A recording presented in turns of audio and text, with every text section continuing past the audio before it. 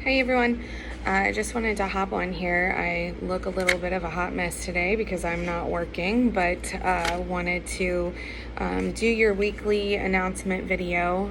Forgive me, I'm organizing my notes here. But just wanted to hop on and say thank you to everyone who's submitted their assignments for week one in a timely fashion. I have gotten everyone graded and turned back to them, at least whoever has submitted. If you haven't, please do that immediately if you can. Just keep in mind that some points are better than no points at all. So even if you turn in assignments late, you will get points for that. So don't not turn in your assignments just because you're late a couple of days. So do that if you can immediately.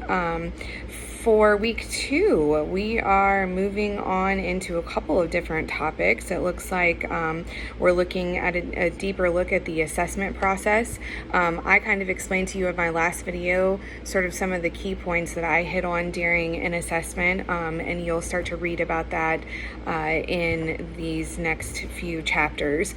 We're also going to explore ethics. To be honest with you, ethics could be its own course in and of itself. I took an entire graduate school course in ethics for my graduate program requirements. So we're going to briefly touch on some of those things this week, but just keep in mind that there is a lot that we're not going to cover. So, and it's a big topic. So if you do have any questions about any of it, it can get very overwhelming very quickly. So certainly let me know if any of it is confusing or you need some clarification on something. We're specifically addressing the ethics with testing. So it'll be a little bit more kind of honed into the topic of testing and evaluation. So hopefully that helps a bit.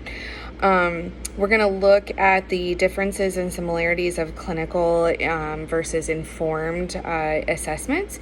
So we're going to really start to hone in on the different types of assessments and what makes clinical different than informal. So we'll take a look at that. We're going to look at legal issues related to the field of psychology, specifically testing. And this is related to ethics. So a lot of what you're going to see as far as legal issues related to testing, you're going to find that it addresses some sort of violation to ethics. Those two things are directly related. So you're going to see probably some overlap there. Then we're going to look at the validity and reliability of testing, and practicality and cross-cultural components.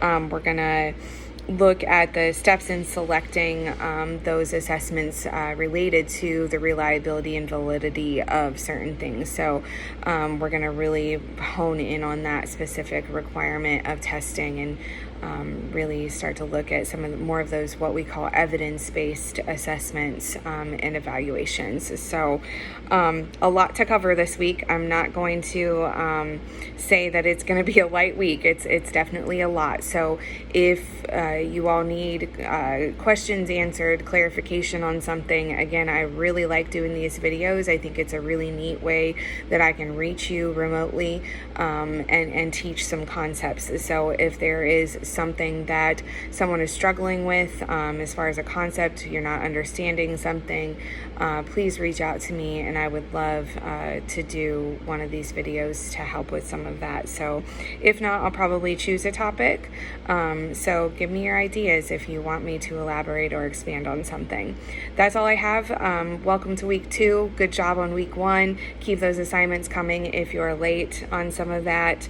And reach out to me if you have any questions. Have a good week, and I'll touch base later in the week.